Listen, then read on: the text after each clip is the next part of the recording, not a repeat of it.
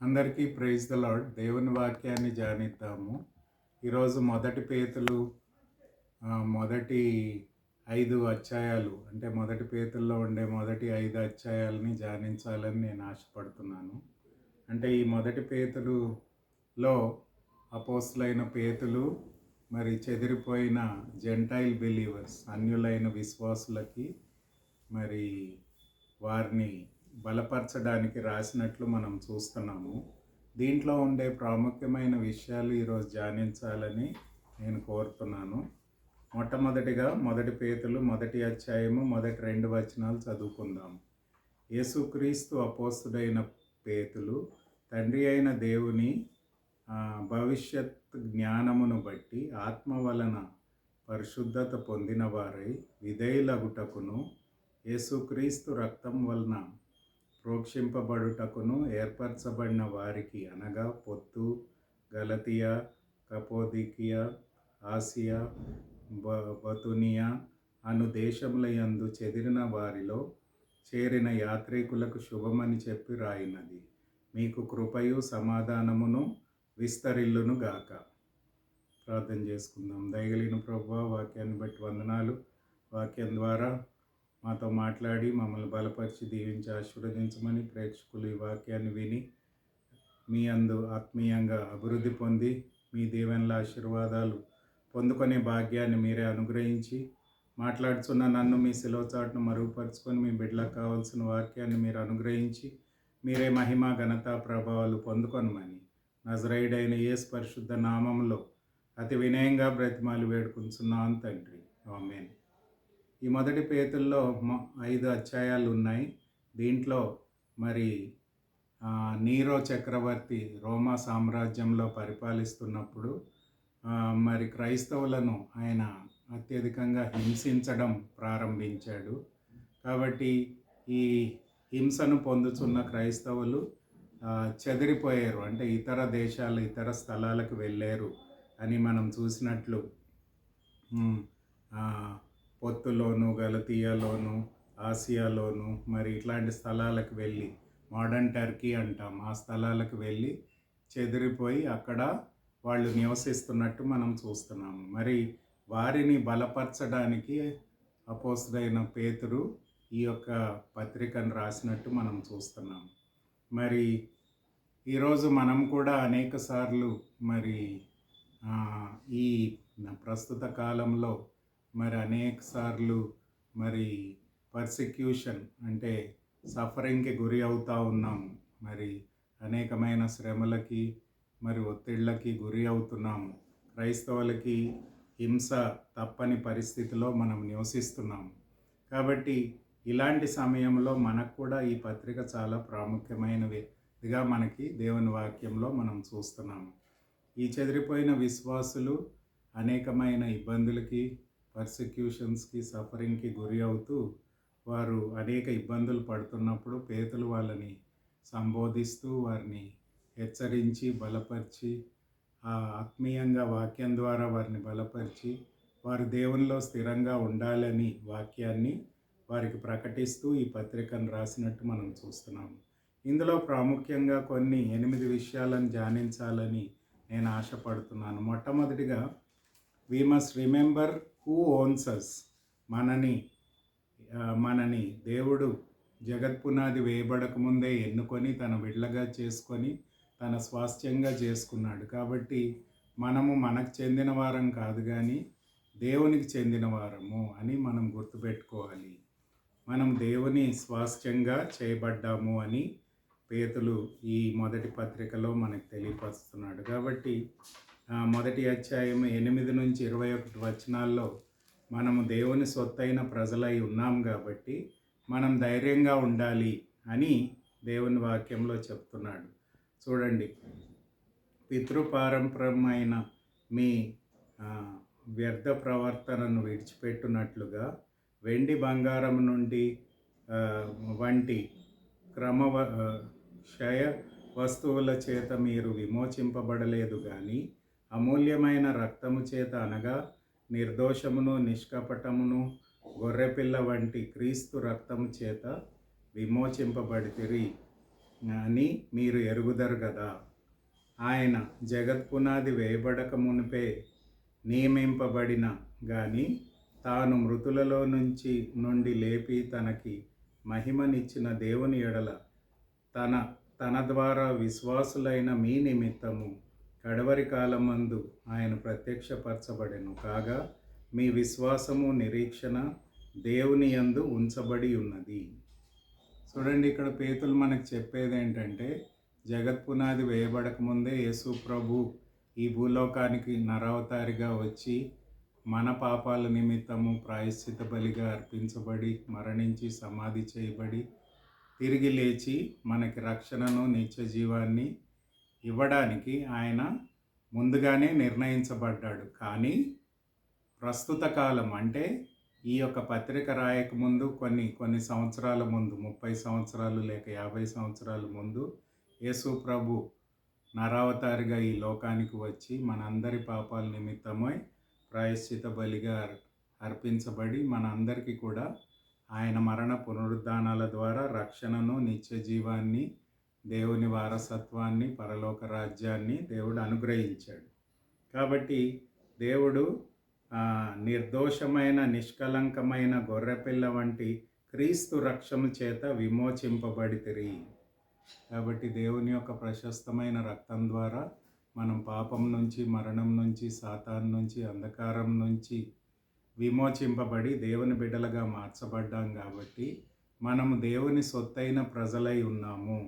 కాబట్టి దేవుడు మనకి తోడై ఉంటాడు, మనని ఎప్పటికీ విడిచిపెట్టడు, మనకి ఎలాంటి ఇబ్బంది కలగకుండా ఆయన మనని కాపాడుతాడు. ఇబ్బందులు వచ్చినప్పటికీ ఆయన మనతో ఉండి మనకు సహాయం చేస్తాడు, మనని ఎన్నటినీ విడిచిపెట్టవడు. ఎందుకంటే మనం ఆయన సొత్తైన ప్రజలు అని పేతులు మనకు తెలియపరుస్తున్నాడు. కాబట్టి మన విశ్వాసము, నిరీక్షణ దేవుని పైన ఉంచుకోవాలి, లేకపోతే దేవుని మీద ఆధారపడాలి అని పేతులు మనకి బోధిస్తున్నాడు. కాబట్టి పేతులు అపోస్తల్ ఆఫ్ హోప్ అని మనం అంటూ ఉంటాం. అంటే నిరీక్షణకు అపోస్తులుగా ఉన్నాడు. కాబట్టి మన విశ్వాసము, నిరీక్షణ దేవుని మీద ఉంచి మనకి ఎన్ని శ్రమలు, కష్టాలు వచ్చినా సరే దేవుడు మనల్ని విడిచిపెట్టడు, మనకు తోడై ఉంటాడు, మనకు సహాయం చేస్తాడు, మనల్ని భద్రపరుస్తాడు, మనల్ని తన రాజ్యంలోనికి ప్రవేశింపజేసి ఆయనతో పాటు నిత్యం ఉండడానికి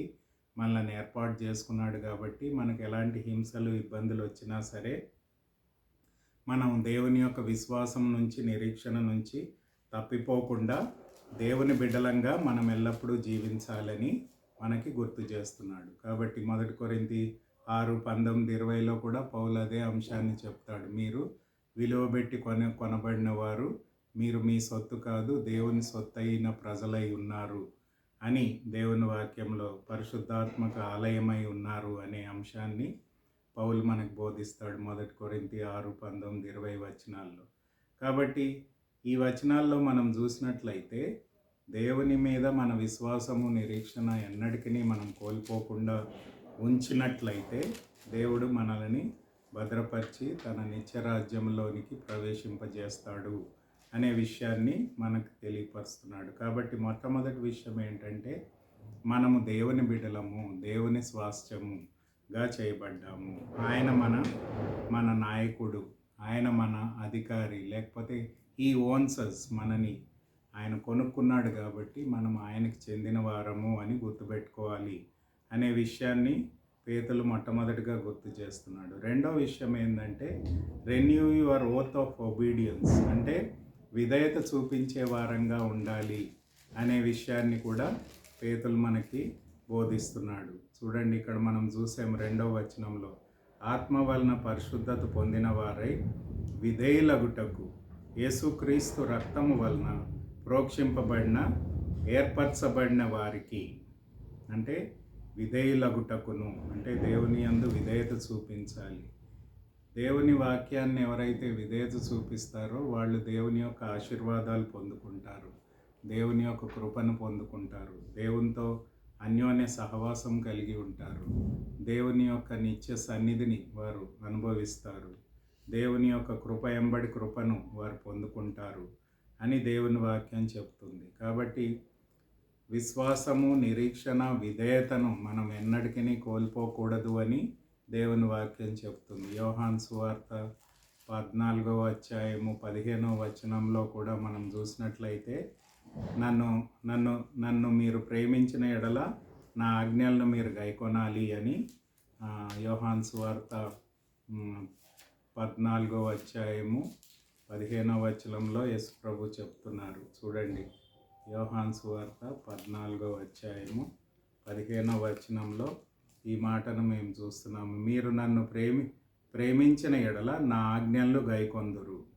అలాగే 15వ అధ్యాయం 10వ వచనంలో కూడా ఏముందంటే, నేను నా తండ్రి ఆజ్ఞలను గైకొని ఆయన ప్రేమయందు నిలిచున్న ప్రకారము మీరును నా ఆజ్ఞలను గైకొన్న ఎడల నా ప్రేమయందు నిలిచి ఉందురు. కాబట్టి దేవుని వాక్యాన్ని ఎవరైతే విధేయత చూపిస్తారో వారు దేవుని యందు నిలిచి ఉంటారు, ఆయన ప్రేమలో నిలిచి ఉంటారు, ఆయనతో అన్యోన్య సహవాసం కలిగి ఉంటారు, ఆయన ఆశీర్వాదాలు పొందుకుంటారు, ఆయన ద్వారా నడిపించబడతారు, ఆయన వాక్యంలో ఉండే సత్యాలను మర్మాలను గ్రహించగలుగుతారు, దేవుని యొక్క సన్నిధిని ఎల్లప్పుడూ వారి జీవితంలో అనుభవించగలుగుతారు, దేవుని యొక్క ఆశీర్వాదాలు వారి మీద కుమ్మరించబడతాయి. మరి ఇశ్రాయేలు చరిత్రలో మనం చూసినట్లయితే హెబ్రీయులకు రాసిన పత్రిక 3:18-19లో వారు అవిధేయత వలన, అవిశ్వాసం వలన వారు వాగ్దాన దేశంలో చేరలేకపోయారు అని అక్కడ రాయబడి ఉంది. అంటే అర్థం ఏంటంటే, వారు దేవుని యొక్క అద్భుతాలు, ఆశ్చర్యకార్యాలు చూసినప్పటికీ అవిశ్వాసులుగా, అవిధేయులుగా జీవించారు కాబట్టి వారు ఎడారిలో రాలిపోయారు. 3వ తరమే ఆ వాగ్దాన దేశంలో ప్రవేశించారు అని దేవుని వాక్యంలో మనం చూస్తున్నాం. కాబట్టి విధేయతతో కూడిన విశ్వాసాన్ని మనం కలిగి ఉన్నప్పుడే దేవుని యొక్క ఆశీర్వాదాలు, దేవుని యొక్క సన్నిధిని, దేవుని యొక్క కృపను, దేవుని యొక్క నడిపింపును, దేవుని యొక్క సహవాసాన్ని మనం ఎల్లప్పుడూ కలిగి ఉంటాము అని మనం చూస్తున్నాము. అందుకనే మరి యేసు ప్రభు ఈ భూలోకానికి వచ్చి సిలువలో తన ప్రాణాన్ని పెట్టాడు. మరి సిలువలో 3 గంటల సేపు చీకటి కమ్మింది, తండ్రితో సహవాసాన్ని కోల్పోయాడు. ఆ 3 గంటల సేపు మనం చూసినట్లయితే ఈ లోకంలో ఉండే అందరి పాపాలు యేసు ప్రభు మీద మోపబడ్డాయి. అంటే పాపం ఎరగని ఆయన మన కోసం పాపంగా చేయబడ్డాడు అని 2 కొరింథీ 5:21లో మనం చూస్తున్నాం. అంటే మనందరి పాపాలు యేసు ప్రభు మీద మోపబడ్డాయి. అందుకని 3 గంటల సేపు ఆయన నరకాన్ని అనుభవించాడు అని దేవుని వాక్యంలో మనం చూస్తున్నాం. అంటే మనం నరకాన్ని తప్పించుకోవడానికి యేసు ప్రభు 3 గంటల పాటు నరకాన్ని అనుభవించాడు. అందుకనే మనం ఆయన యందు విశ్వాసం ఉంచి ఆయన వాక్యానికి విధేయత చూపినప్పుడు మనం నరకాగ్నిలో పడవేయబడకుండా దేవుని యొక్క నిత్యరాజ్యంలో ప్రవేశిస్తాము అని దేవుని వాక్యం మనకు బోధిస్తుంది. కాబట్టి దేవునికి వాక్యానికి మనం ఎల్లప్పుడూ విధేయత చూపించే వారంగా ఉండాలని పేతులు ఆ చెదిరిపోయిన విశ్వాసులని బలపరుస్తూ చెప్తున్నాడు. 3వ విషయం ఏంటంటే, remain faithful to biblical convictions. దేవుని యొక్క వాక్యంలో ఉండే స్థిరమైన నమ్మకానికి మనం కట్టుబడి ఉండాలి అని దేవుని వాక్యం చెప్తుంది. దేవుని వాక్యాన్ని చదివినప్పుడు మనకి ఏం జరుగుతుంది?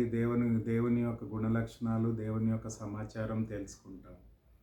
మరి అంతేకాదు, దేవుని వాక్యాన్ని చదువుట ద్వారా దేవుని గురించి తెలుసుకోవడమే కాకుండా దేవుని యందు విశ్వాసాన్ని కలుగజేస్తుంది.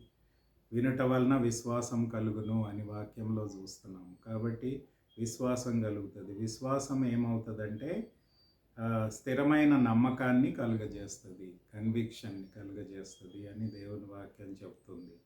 కాబట్టి దేవుణ్ణి నమ్ముకున్న విశ్వాసిగా, అంటే యేసు ప్రభువుని రక్షకుడిగా, ప్రభువుగా అంగీకరించిన ప్రతి విశ్వాసి మన విశ్వాసము, నిరీక్షణ దేవుని మీద, యేసు ప్రభు మీద ఉంచాలి. ఆయన వాక్యానికి విధేయత చూపించాలి. 3వదిగా దేవుని యొక్క వాక్యము యొక్క ఉన్న పట్ల నమ్మకాన్ని, యథార్థమైన నమ్మకాన్ని కలిగి, అంటే నమ్మకంగా దాన్ని పాటించే వారంగా ఉండాలి అని, యథార్థంగా పాటించే వారంగా ఉండాలి అని దేవుని వాక్యం మనకు బోధిస్తుంది. కాబట్టి remain faithful to biblical convictions. దేవుని వాక్యాల్లో ఉండే సత్యానికి మనం విధేయత చూపించాలి, దానికి కట్టుబడి ఉండాలి అని దేవుని వాక్యం బోధిస్తుంది. దేవుని యొక్క వాక్యం సత్యమైనది, సిద్ధాంతంతో కూడినది కాబట్టి ఆ సత్యవాక్యాన్ని, దేవుని యొక్క సత్య సిద్ధాంతాన్ని మనం ఎన్నటికీ విడిచిపెట్టకుండా దానిని నమ్మకంగా యథార్థంగా పాటించే వారంగా ఉండాలి అని దేవుని వాక్యం చెప్తుంది. అందుకనే 2వ అధ్యాయము 9-10 వచనాల్లో పేతులు అదే చెప్తున్నాడు చూడండి. అయితే మీరు చీకటిలోంచి ఆశ్చర్యకరమైన తన వెలుగులోనికి మిమ్మల్ని పిలిచిన వాని గుణాతిశయములను ప్రచురం చేయి నిమిత్తము ఏర్పరచబడిన వంశమును, రాజులైన యాజక సమూహమును, పరిశుద్ధ జనములను, దేవుని యొక్క సొత్తైన ప్రజలై ఉన్నారు. ఒకప్పుడు ప్రజగా ఉండక ఇప్పుడు దేవుని ప్రజగా అయితిరి. ఒకప్పుడు కనికరింపబడక ఇప్పుడు కనికరింపబడిన వారైతిరి. కాబట్టి యేసు ప్రభువుని మనం ఎరగక ముందు మనం లోకానుసారంగా జీవించాము. కానీ ఎప్పుడైతే ఆయన్ని ఎరిగామో ఆయన చీకటిలోంచి వెలుగులోనికి నడిపించాడు. మరి ఆయన బిడ్డలంగా ఆయన గుణాతిశయములను కలిగి ఉండి ఆయన వెలుగును ప్రసరించే వారంగా, రాజులైన యాజక సమూహముగా ఉండాలి అని దేవుడు మనల్ని కోరుతున్నాడు. దేవుని సొత్తైన ప్రజలై ఉన్నారు. దేవుని సొత్తుగా మనం చేయబడి ఆయన ప్రజలంగా జీవించాలి.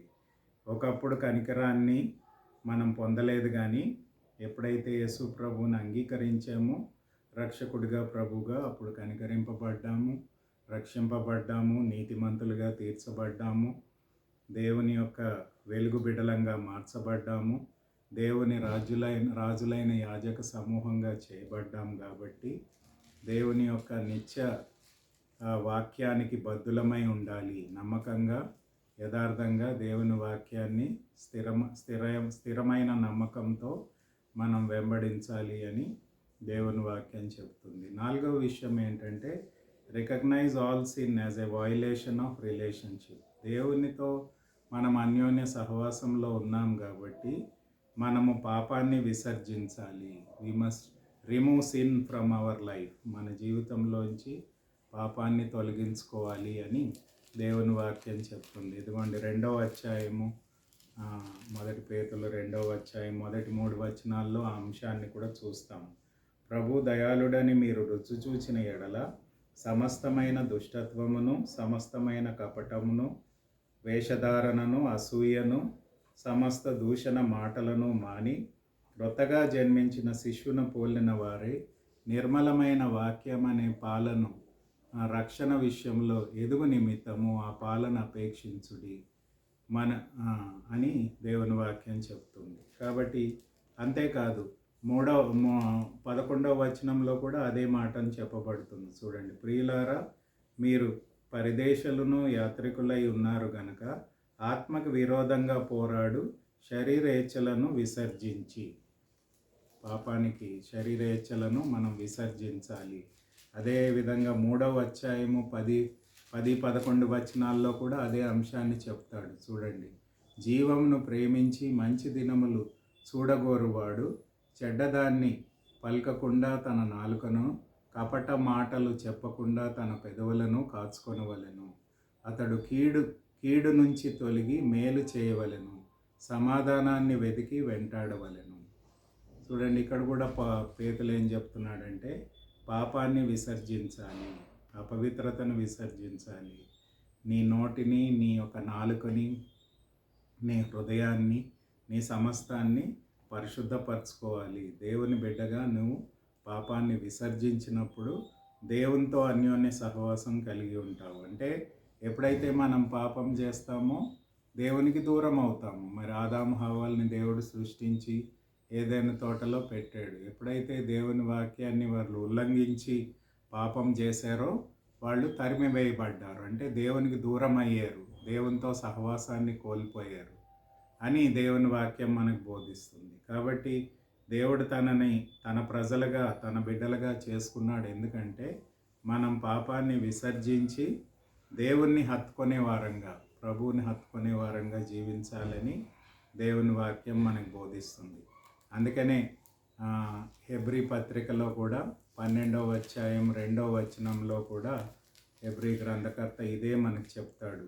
మనము కూడా ప్రతి భారమును సులువుగా చిక్కులు పెట్టు పాపమును విడిచిపెట్టి విశ్వాసమునకు కర్తయు దాన్ని కొనసాగించువాడైన యేసు వైపు చూస్తూ మన ఎదుట ఉంచబడిన పందెంలో ఓపికగా పరిగెడుదుము. చూడండి, ఇక్కడ కూడా సులువుగా చిక్కులు పెట్టు పాపమును విసర్జించి విశ్వాసమునకు కర్తయు దాన్ని కొనసాగించువాడైన యేసు వైపు మన దృష్టిని కేంద్రీకరించి మన ఎదుట ఉంచబడిన ఈ పందెంలో ఓపికగా పరిగెట్టాలి అని దేవుని వాక్యం మనకు బోధిస్తుంది. మరి ఈ వచనాల్లో మనం చూసినట్లయితే పాపాన్ని మనం విసర్జించి దేవుని బిడ్డగా పరిశుద్ధ జీవితాన్ని పరిశుద్ధంగా జీవించాలని దేవుని వాక్యం చెప్తుంది. మనందరికీ తెలుసు, మా పేతులు మొదటి అధ్యాయము 14 నుంచి 16 వచనాల్లో కూడా పేతులు అదే చెప్తాడు. మీరు పరిశుద్ధులై ఉన్నారు గనుక మీరును పరిశుద్ధులై ఉండుడని రాయబడి ఉన్నది. కాగా మీరు విధేయులకు పిల్లలై మీ పూర్వపు అజ్ఞాన దశలో మీకుండిన ఆశలను అనుసరింపక మిమ్మను పిలిచిన వాడు పరిశుద్ధుడై ఉన్న ప్రకారము మీరును సమస్త ప్రవర్తన యందు పరిశుద్ధులై ఉండుడి.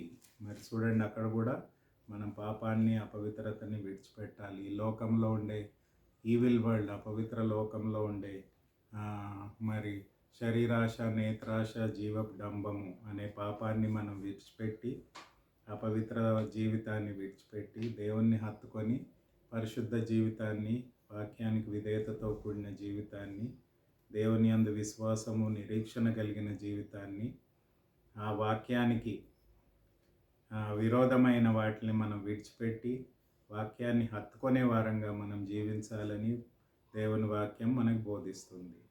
5వ విషయం చూసినట్టయితే render love always to others. ఇతరులని మనం ప్రేమించాలి, సహోదర ప్రేమను మనం కలిగి ఉండాలి అని దేవుని వాక్యం మనకు బోధిస్తుంది. మొదటి పేతులు మొదటి అధ్యాయము 22, 23 వచనాల్లో ఈ మాటను మనము చూస్తున్నాము.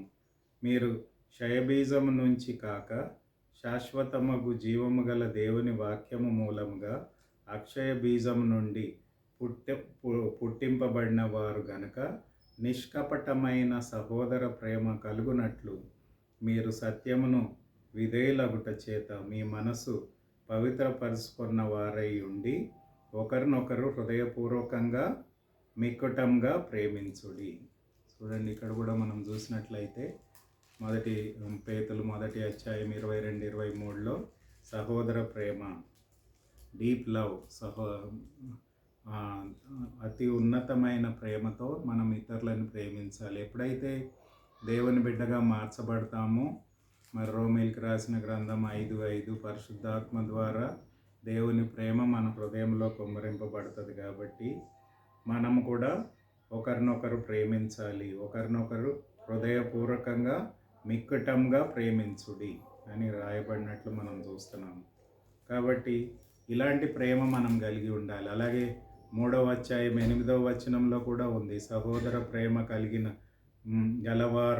గలవారును అనే మాటను చూస్తున్నాం. అలాగే 4వ అధ్యాయం 8వ వచనంలో కూడా ఉంది, ప్రేమ అనేక పాపములను కప్పును గనుక అన్నిటికంటే ముఖ్యంగా ఒకడు మిక్కుటమైన ప్రేమ గలవారై ఉండుడి.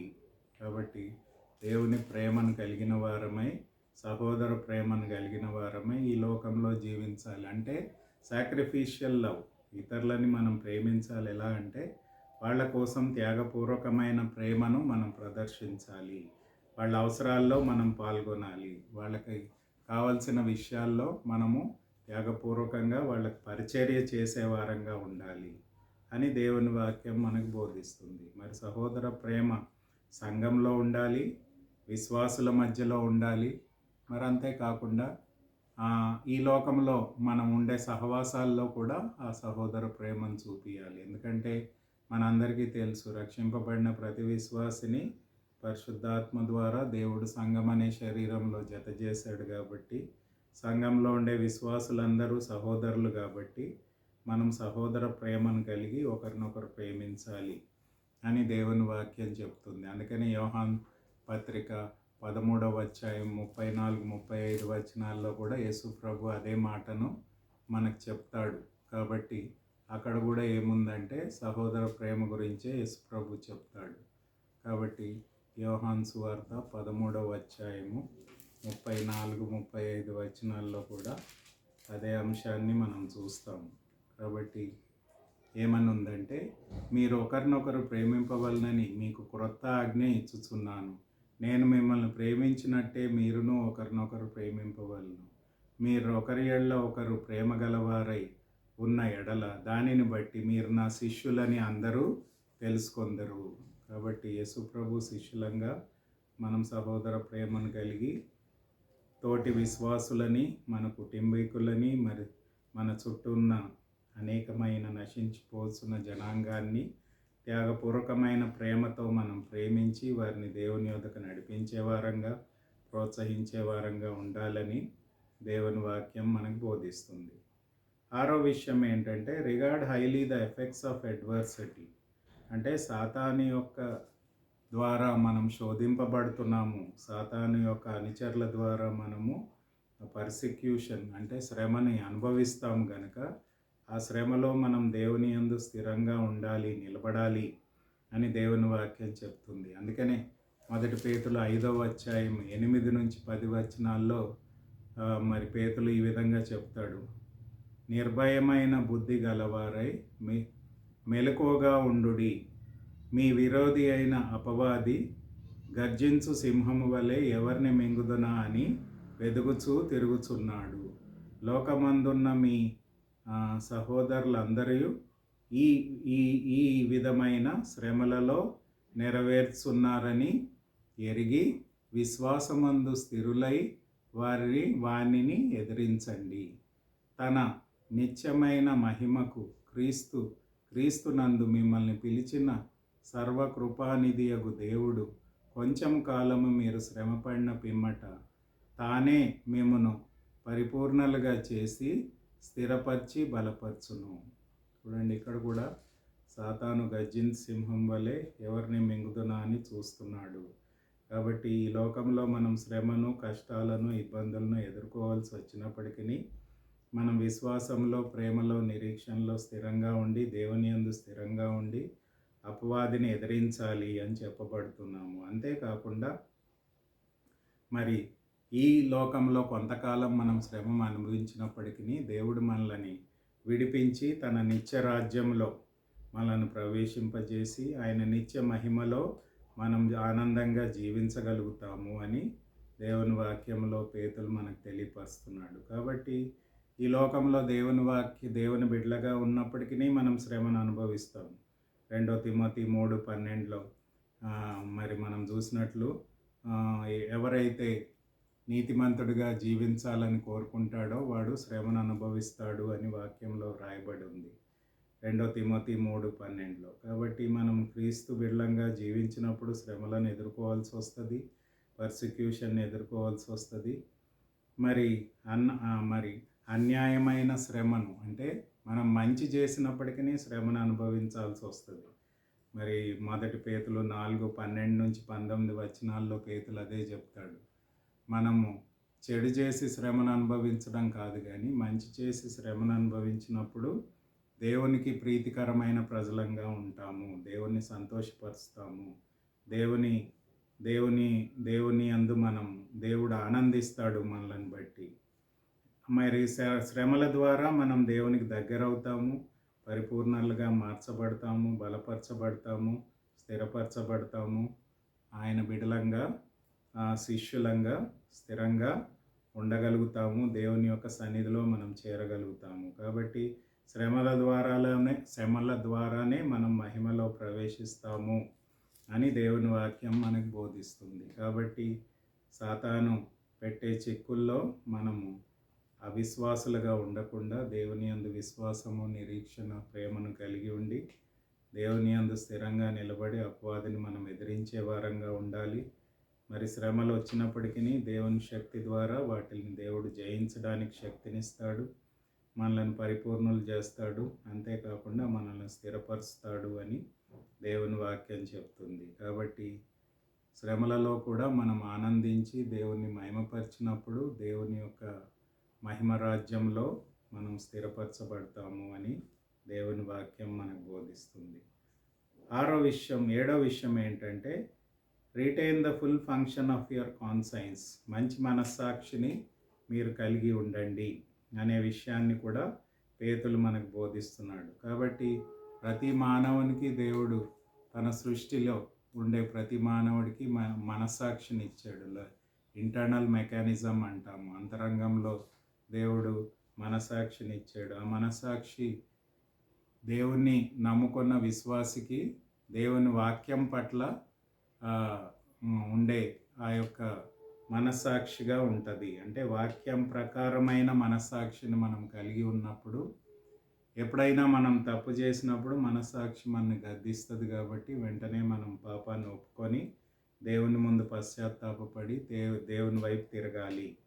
కాబట్టి మంచి మనస్సాక్షిని మనం కలిగి ఉండాలి అని కూడా పేతులు మనకి బోధిస్తున్నాడు. 3వ అధ్యాయము 15-16 వచనాల్లో ఈ మాటలు చెప్తున్నాడు. నిర్మలమైన మనస్సాక్షి కలిగిన వారై మీలో ఉన్న నిరీక్షణకు గూర్చి మేమును హేతువు అడుగు ప్రతివానికి సాత్వికముతోనూ భయముతోనూ సమాధానము చెప్పుటకు ఎల్లప్పుడూ సిద్ధంగా ఉండుడి. మీ హృదయములయందు క్రీస్తుని ప్రభువుగా ప్రతిష్ఠించుడి. చూడండి, యేసు ప్రభువుని మన రాజుగా ప్రభువుగా కలిగి ఉండి నిర్మలమైన మనస్సాక్షి మనం కలిగిన వారమై ఎవరైనా మనని అడిగినప్పుడు మనం ఎందుకు ఇలా జీవిస్తున్నామంటే మనం క్రైస్తవ విశ్వాసాన్ని సాక్ష్యాన్ని మనం పంచుకునే వారంగా ఉండాలి అని దేవుని వాక్యం చెప్తుంది. అలాగే 21వ వచనంలో కూడా మనకి అదే మాటను చెప్తున్నాడు. బాప్టిజం వలన నిర్మలమైన మనస్సాక్షినిచ్చు ప్రత్యుత్తరమే. అంటే బాప్టిజం పొందట ద్వారా దేవుని బిడ్డలుగా మనము చేయబడ్డమే కాకుండా నిర్మలమైన మనస్సాక్షిని మనము కలిగి జీవించగలుగుతాము అని దేవుని వాక్యం చెప్తుంది. కాబట్టి ఈ మనస్సాక్షి మనలను దేవుని త్రోవలో నడిపిస్తుంది. అంటే డిజర్న్మెంట్, మంచి చెడుల విశ్లేషణను మనకు కలుగు చేస్తుంది. కాబట్టి మనం చెడుని విసర్జించి మంచిని వెంబడించి వాక్యానుసారమైన జీవితాన్ని దేవుడిచ్చే మంచి మనస్సాక్షి ద్వారా మనం పొందుకోవచ్చు అని దేవుని వాక్యంలో పేతులు మనకు గుర్తు చేస్తున్నాడు. కాబట్టి మన నిర్మలమైన మంచి మనస్సాక్షిని మనం కలిగి ఉండి దేవుని బిడ్డలంగా మనం జీవించాలి అని దేవుని వాక్యం మనకు బోధిస్తుంది. చివరిగా recognize your supreme purpose of your life. నీ యొక్క జీవిత ఉద్దేశాన్ని మనం గుర్తు చేసుకోవాలి. మరి దేవుని యొక్క ఉద్దేశం ఏంటి అని మనం చూసినట్లయితే ఇక్కడ 2వ అధ్యాయం 4-5 వచనాల్లో చెప్తున్నాడు. అలాగే 3వ అధ్యాయం 16వ వచనంలో కూడా చెప్తున్నాడు. మరి 2, 4, 5 వచనాల్లో మనం చూసినట్లయితే మనము దేవుని యొక్క ఆలయంగా చేయబడతాము అని రాయబడి ఉంది. మనుషుల చేత విసర్జింపబడినను దేవుని దృష్టికి ఏర్పరచబడినదియు అమూల్యమైన సజీవమైన రాయియగు ప్రభు నొద్దకు వచ్చిన వారై యేసుక్రీస్తు ద్వారా దేవునికి అనుకూలమగు ఆత్మ సంబంధమైన బలులు అర్పించుటకు పరిశుద్ధ యాజకులుగా ఉండునట్లును మీరును సజీవమైన రాళ్ల వలె ఉండి ఆత్మ సంబంధమైన మందిరంగా కట్టబడుచున్నారు. చూడండి, దేవుని యొక్క ఉద్దేశం ఏంటంటే మనము దేవుని మందిరంగా కట్టబడాలి. అంటే దేవుణ్ణి స్తుతించి ఆరాధించే వ్యక్తిగా ఉండాలి. అంతేకాకుండా దేవుని యొక్క సత్య సువార్తను ఇతరులకు మనం ప్రకటించే వారంగా ఉండాలి. 3వ అధ్యాయం 16వ వచనంలో ఇందాక చదివాం. ఎవరైనా మిమ్మల్ని అడిగినట్లయితే మీరు వినయముతో సాత్వికముతో మీ యొక్క టెస్ట్ మనీని వారికి తెలియపరచాలి అనే విషయాన్ని పేతులు మనకు బోధిస్తున్నాడు. కాబట్టి దేవుని యొక్క ఉద్దేశం ఏంటంటే ప్రతి విశ్వాసి దేవుని స్తుతించి ఆరాధించాలని, దేవుని యొక్క సత్య సువార్తను నశించిపోయిన జనాంగానికి మనం అందించాలని దేవుడు మనల్ని ఏర్పాటు చేసుకున్నాడు. కాబట్టి రక్షింపబడిన ప్రతి విశ్వాసి ఈ గుణ లక్షణాలన్నీ కూడా కలిగి ఉండాలని దేవుని వాక్యం చెప్తుంది. మరి దేవుని యొక్క సొత్తైన ప్రజలై ఉన్నాము. దేవుని వాక్యానికి విధేయులై జీవించాలి.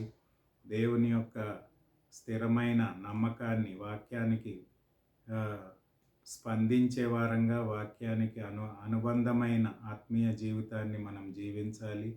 పాపాన్ని విసర్జించి దేవుణ్ణి హత్తుకునే వారంగా ఉండాలి. సహోదర ప్రేమను కలిగి జీవించాలి. సాతాన్ని ఎదిరించి శోధనలను మనం జయించే వారంగా, అంటే మన శ్రమలలో కూడా దేవుని యందు మనం బలపడి స్థిరపరచబడి దేవుని కొరకు మనం నిలబడినప్పుడు దేవుని మహిమలో మనం ప్రవేశిస్తాము. అంతేకాకుండా దేవుడు అనుగ్రహించే మంచి నిర్మలమైన మనస్సాక్షిని మనం కలిగి ఉండి మంచి చెడ్ల విశ్లేషణ కలిగి దేవుని కొరకు దేవుని చిత్తాన్ని జరిగించే వారంగా మనం ఉండాలి.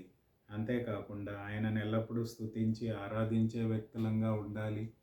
ఆయన వాక్యాన్ని ఇతరులకు ప్రసరించే వ్యక్తిగా ఉండాలి అని పేతులు ఈ చెదిరిపోయిన విశ్వాసులందరికీ కూడా తెలియపరుస్తున్నాడు.